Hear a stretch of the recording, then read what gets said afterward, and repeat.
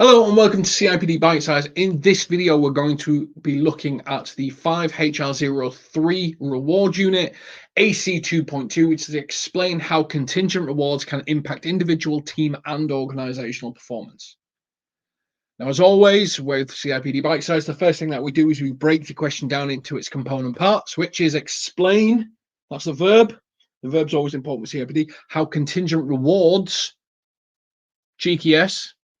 So we talked about this a lot in CIPD syllabus, which is the cheeky S, where they throw an S at the end of something so that you have to answer multiple contingent rewards. So this is more than one reward, can impact individual, team, and organizational performance. Now, one of the things that you'd normally do on this type of question is you then start sort of break, okay, well, I need to do one for this, one for this, one for this. And you can, but you can approach it in a different way as well. So again, the verb is explain, to make something clear or easy to understand. So I would explain types, plural. So choosing one core example for all three reduces word count. It does, but you need to have at least two examples in this.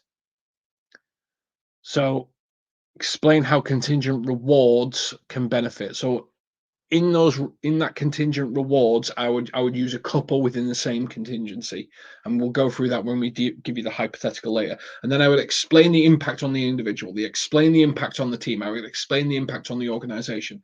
Now you have 390 words to answer this question, which is 100 words per action point. Because there is 10 assessments within this qualification of 390 words total, 3,900 words total, which means you have 390 words per question. You can go 10% over, you can go 10% under. A word above or below either way will be an instantaneous referral on the unit. So try to match 100 words per action point. So action point one, explain types of contingent reward.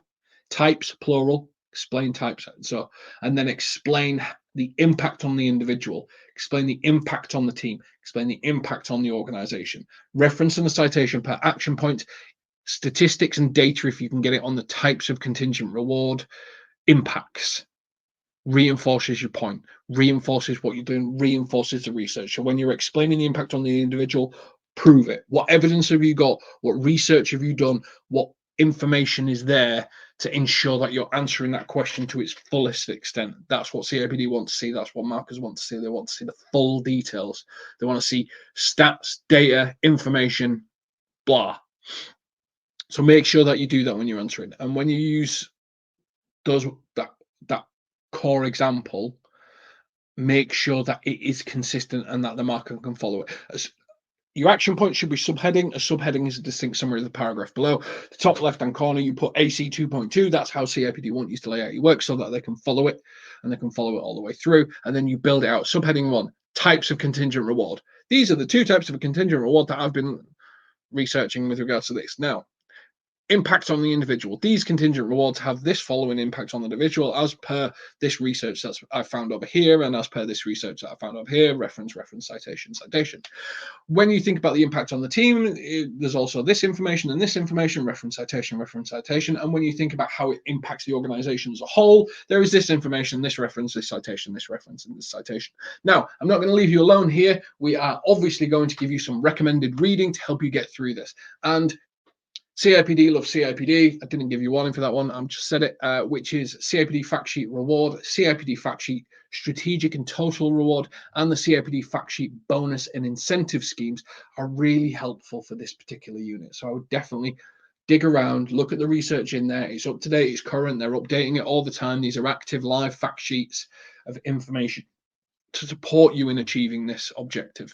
So definitely go on there. Obviously, there's some, if you're enrolled with HLC Online, there's a lot more information, a lot more resources to sort of support you on there, but these three will definitely help you get through what you need to get through in the initial phase to get you to the right answer and stuff like that. Now, one of the things that we do to try and help you understand the question in a little bit more is we give you a bit of an analogy, a bit of a hypothetical to sort of just guide you through the particular question. And for this one, which is very apt, imagine a classroom full of students. Contingent rewards are like offering gold stars for good behavior. The individual A student who consistently gets gold stars might feel proud and motivated to keep earning them, leading to better focus and learning. However, if the student only cares about the stars and is not learning itself, might become discouraged if they don't get one for every task. The team, if only a student with the most gold stars gets a prize, can create competition but discourage teamwork. However, if the class gets a reward for everyone achieving a goal together, it can foster collaboration and a sense of team achievement. A school or an organization in this classroom example, if it focuses solely on gold stars and test scores to get good rankings, might pressure teachers to prioritize these metrics over genuine learning and creativity. Or if the school rewards teachers for fostering a positive learning environment and well-rounded students, it could lead to a more holistic approach to education. This kind of analogy highlights how contingent rewards can be a double-edged sword. It can motivate a focusing individual, but it can also create competition and short-sightedness. Designed well, obviously they'll benefit teams and organization, but narrow focus can hinder broader goals. And that's kind of one of the things you have to bear in mind when you're talking about how contingent rewards can impact individuals' team and performance. What is the benefit of this contingent reward, but what is the potential drawback?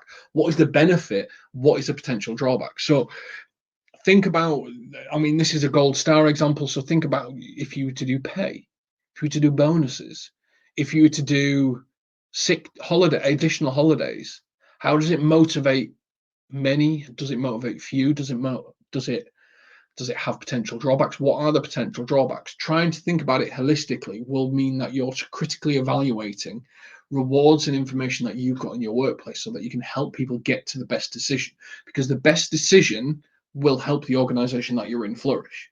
And that's the point of this. That's the point of this reward module, to make you start to think, okay, well, this would be really good. What could the drawbacks be if we do it? And how do we mitigate them by offering it? One of the things I always say, and I say this to my wife all the time, which is no decision is a decision.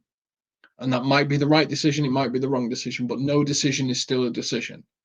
So people can get stuck on going, oh, there's all these different variants and stuff like that. Now, sometimes you need to try something to learn, and sometimes you need to try, see if it motivates, see if it improves performance, and then you need to take a step back.